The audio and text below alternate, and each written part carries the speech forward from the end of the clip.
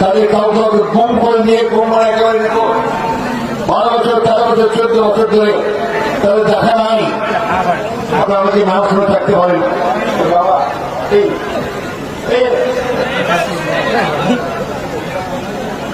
12 বছর 13 বছর ধরে তাদের সন্তানেরা তাদেরকে দেখতে পায় না। ভালো এই বোধহয় আসবে দরজার কাছে দাঁড়ায় থাকে, সেখানেও খুঁজে পায়। এই এখন দেশ স্বাধীন হওয়ার পরে তুমি চুপচাপ করতে যাবে, বোঝা দেশ স্বাধীন হচ্ছে, এখন বোঝা তারা ফিরে আসবে, কিন্তু ফিরে আসে না।